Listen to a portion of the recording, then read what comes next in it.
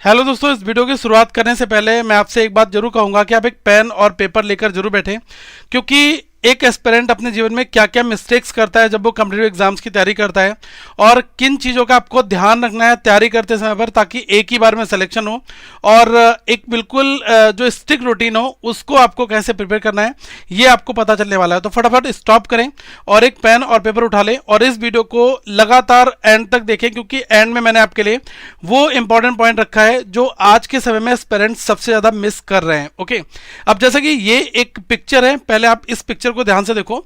मैंने यहां पर आपको एक रियलिटी बताई है, वो ये है कि लाखों लोग जो है फॉर्म फिल करते हैं और आप ये समझ सकते हैं कि एग्जाम देने के बाद में जो फेज 2 या फिर जो मेंस एग्जाम होता है उसमें कई हजार लोगों का ही सिर्फ सिलेक्शन होता है और जो जॉब मिलती है ना वो कई हंड्रेड्स में ही लोगों को मिलती है। आप ऐसा मानकर चलें। अब मैं ऐसा बात क्यों कह रहा हूं आपको, आप ये देखो कि अगर क्लेरिकल के एग्जाम की अगर मैं बात करूं तो कहीं पर भी अगर आप देखो 8,000 या फिर 10,000 वैकेंसीज आती हैं, तो आप उसमें ये देख लो कि हर एक अलग अलग स्टेट है, ठीक है। उसके अंदर आप किसी भी एक स्टेट में एग्जिस्ट करोगे और उस स्टेट के अंदर आप जो अलग अलग आपकी कैटेगरीज होगी उस कैटेगरी में अगर आप जाकर देखोगे तो आपकी कैटेगरी में ही लाखों लोग अपेयर करने वाले होंगे और सिलेक्शन सिर्फ कुछ 100 लोगों का ही होता है। तो आज के समय में जो कॉम्पिटिटिव एग्जाम्स की जर्नी है ये ऑब्वियसली बहुत बहुत बहुत चैलेंजिंग है, लेकिन हाँ ये इम्पॉसिबल नहीं है, पॉसिबल है। आप इस एग्जाम को क्वालिफाई कर सकते हो जिसको भी अगर आप सोच रहे हो, लेकिन उसके लिए एक पूरा रोड मैप होना चाहिए। आप जैसे इस पिक्चर को अगर आप देखोगे इसमें बहुत सारे जो एस्पिरेंट हैं, स्टूडेंट्स हैं, वो यहाँ पर दिए गए, लेकिन देखो कुछ बंदे जो है ना वो डिफरेंट डिफरेंट कलर के मैंने यहाँ पर कर रखे हैं। जैसे ये 2 लोग हैं, ये एक 3 हैं, 4 लोग हैं, 5 लोग और 6 लोग। 6 लोग जो हैं ये डिफरेंट डिफरेंट कलर्स के मैंने यहाँ पर बना रखे हैं। अब जैसे ये हमारा टारगेट है, जो गोल है हमारा वो ये है, तो इस गोल तक पहुंचने के लिए केवल यही लोग पहुंचते हैं। तो आपको इस भीड़ से निकलकर इस गोल तक पहुंचना है तो कुछ तो एक्स्ट्रा ऑर्डिनरी करना पड़ेगा। मैं आपको आज वो चीज़ें बताने वाला हूं और इस वीडियो को एंड होने के बाद में आप खुद फील करोगे कि यार अभी तक आप कर क्या रहे थे और अब आज की रेट से आप क्या करने वाले हैं। एक बार प्लीज कमेंट में जरूर लिखिएगा अगर आपको थोड़ा सा भी मोटिवेशन यहां से मिलता है। देखो गाइज, सबसे जो जरूरी चीज है वो क्या है कि सबसे पहले अपने एक गोल को डिसाइड करना कि आपका गोल क्या है, आप कहां पर जाना चाहते हो। आप बैंक की तैयारी करोगे या फिर आप एसएससी की तैयारी करनी है। कुछ लोग कहेंगे सर मैं बैंक में केवल जो क्लेरिकल कैडर है उसमें ही जाना चाहता हूं, पीओ मेरे बस की नहीं है, पीओ में मैं नहीं जाऊंगा। तो पहले आपको अपना गोल डिसाइड करना पड़ेगा।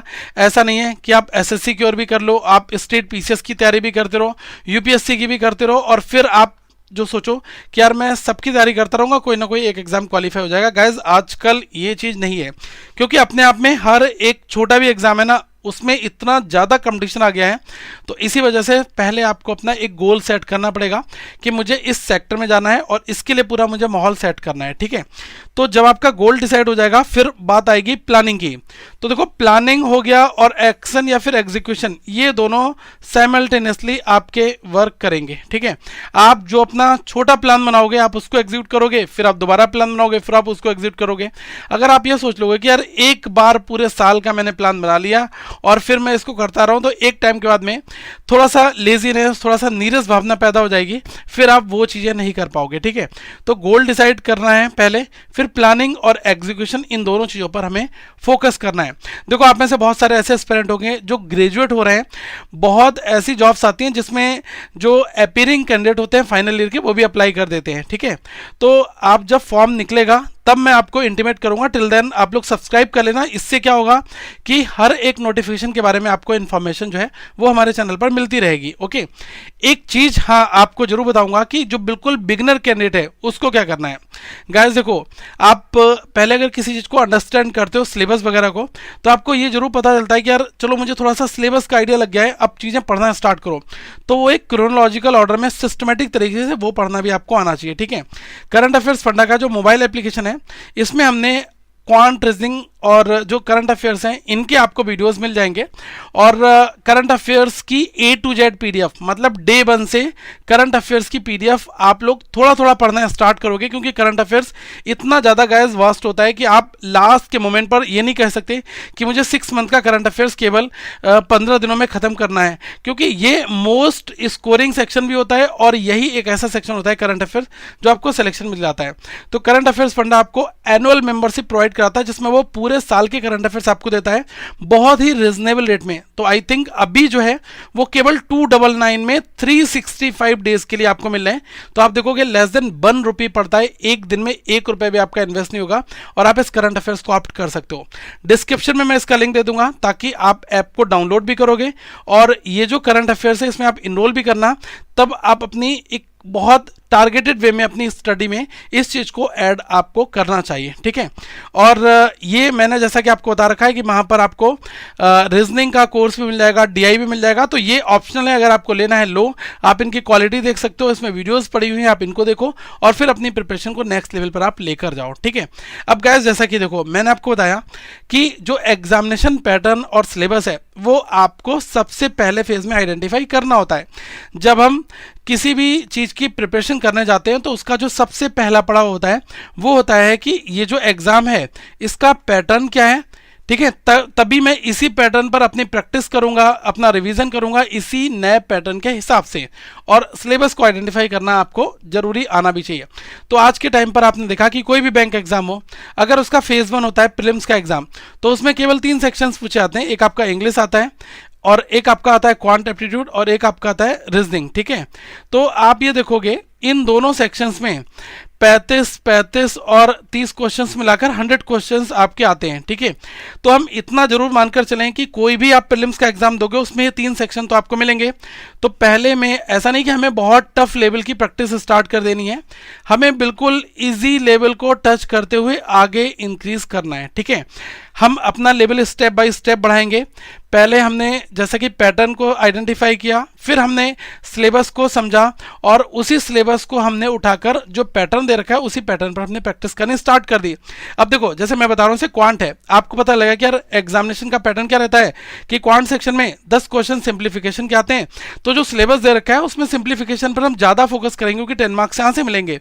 अप्रॉक्सीमेशन 5 क्वेश्चन आ जाते हैं या दोनों मिलाकर 10 में आ जाते हैं, तो हमें अप्रॉक्सीमेशन भी करना है, क्वाड्रिक क्वेश्चंस भी बनाना है, हमें DI भी ज़्यादा सॉल्व करनी है, अरिथमेटिक भी करना है। तो इसमें हमें आइडिया ये लग जाता है कि पढ़ना किस तरीके से, क्या क्या चीज़ें कितने कितने टाइम के लिए, ताकि हमारा सिलेबस ऑन टाइम पर कवर हो जाए, ठीक है। और जो आपको लगता हो कि यार मेरा ये वाला सेक्शन बहुत वीक है, मुझे कम समझ में आता है, उस पर हमें ज़्यादा टाइम देना है, ठीक है।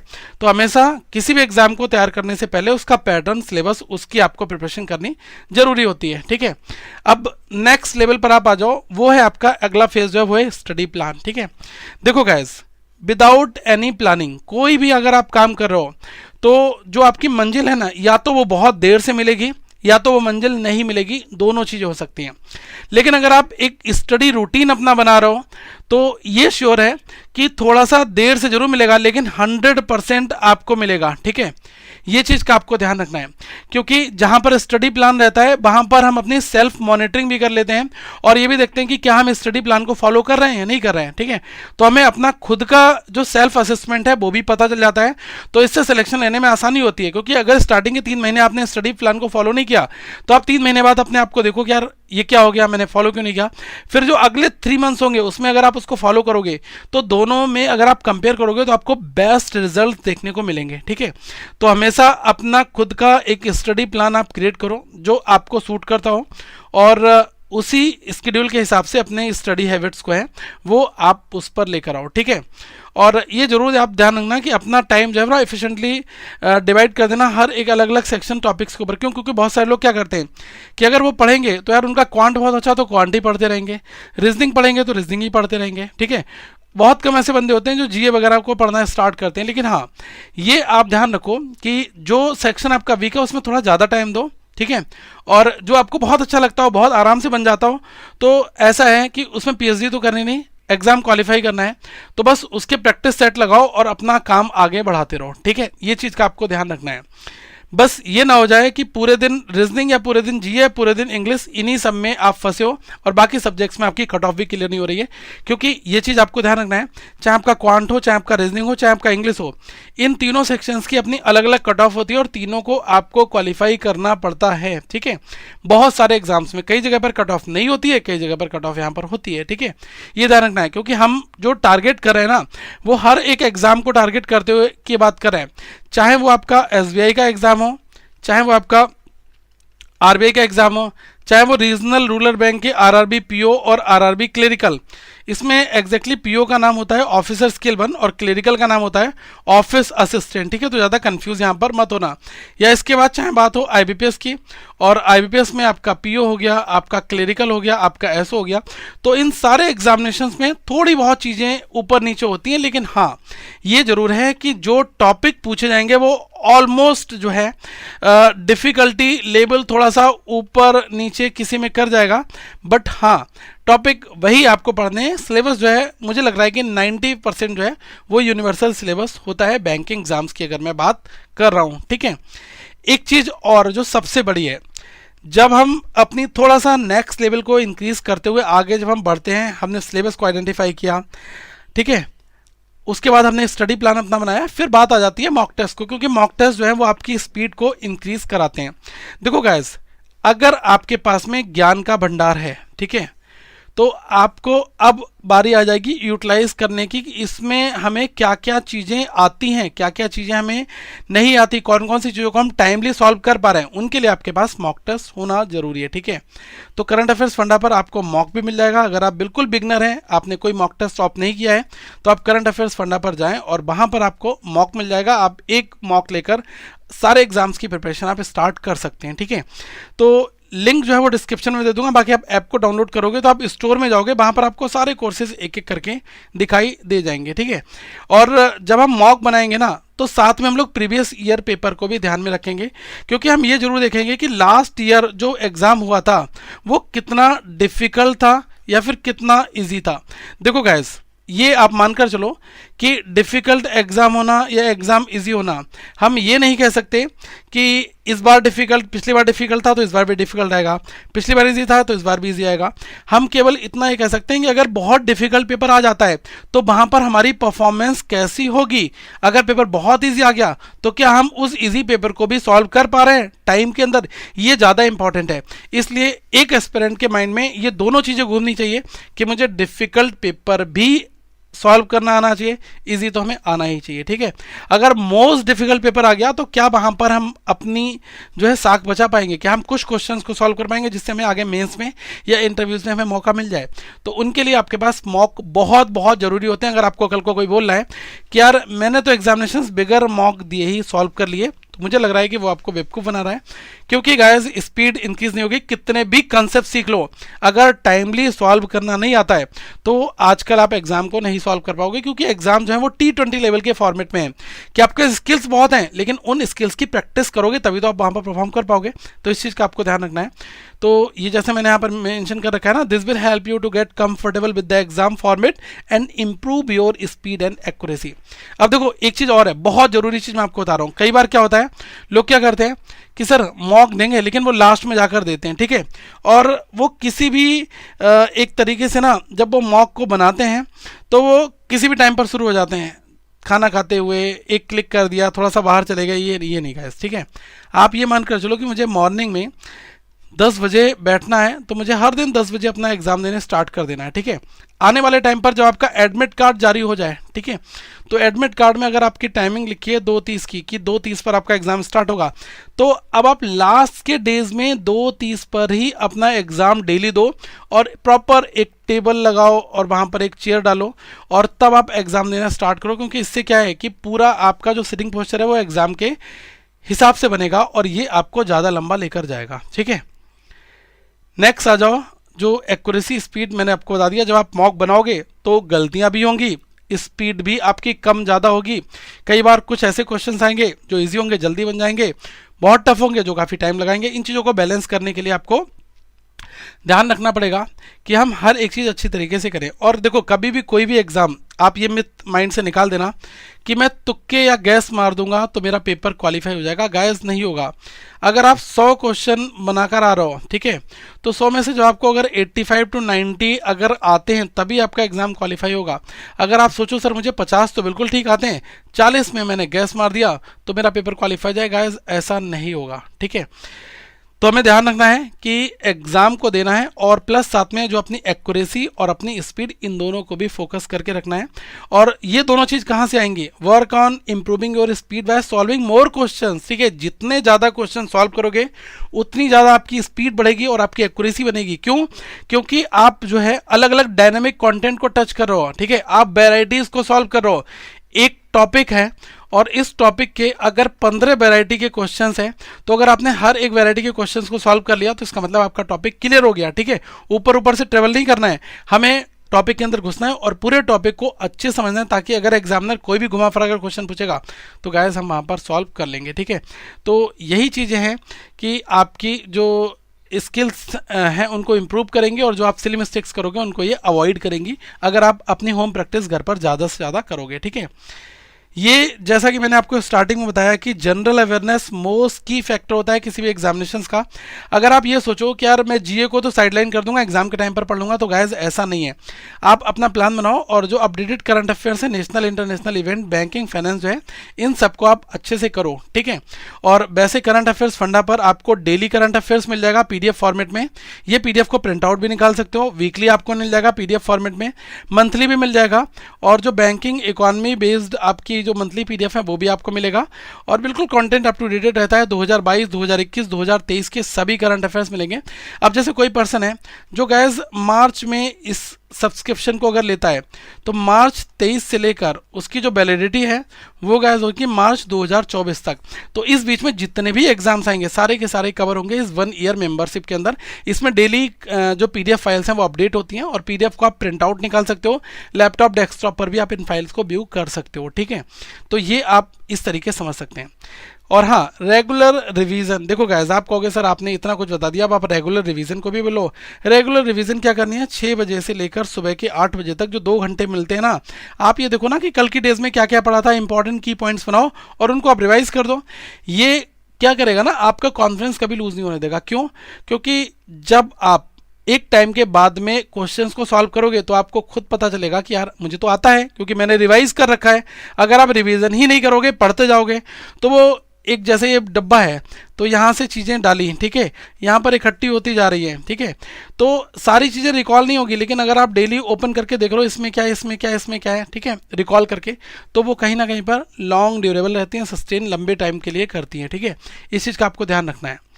और ये मैंने आपको जो बोल लिया है कि stay calm and focus during the examination. क्यों?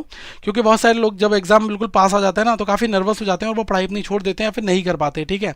हमें ये ध्यान रखना है कि एग्जाम से 1-2 दिन पहले तो थोड़ा सा रिलैक्स रहना है, ठीक है। बिल्कुल ये नहीं कि मतलब मैथ्स सॉल्व कर रहे हैं, ये कर रहे हैं, आप रिलैक्स रहो। और स्टार्टिंग के जो एग्जामिनेशन जब आने वाला होता है तो अपनी ज़्यादातर रिवीजन करने पर फोकस करना होता है। कोई नया मत पढ़ो लेकिन रिवाइज करो, तो उससे आपको बेनिफिट यहाँ पर मिलेगा, ठीक है। ये ध्यान रखना है। और एग्जाम से पहले थोड़ा सा मतलब काम रहो, फोकस रहो, क्योंकि बहुत लोग क्या करते हैं यार 2:30 बजे एग्जाम है तो सुबह मॉर्निंग में उठे और मतलब ना ब्रेकफास्ट किया, फिर छोले चावल रायता वैता खा पी के पहुँच गए, ठीक है, और एग्जाम देने जा रहे हैं तो वहाँ पर वो लो एनर्जी फील कर रहे हैं या फिर उनको अंगड़ाइयाँ आ रही हैं, ठीक है। ये चीज़ का ध्यान रखना है। मतलब बिल्कुल बैलेंस डाइट होनी चाहिए। योगा भी स्टूडेंट की लाइफ में योगा भी इन्वॉल्व होना चाहिए। हर एक चीज़ बहुत ज़रूरी है, क्योंकि आजकल जो सिलेक्शन है ना गाइस वो थोड़ा सा टफ हो चुका है। क्यों?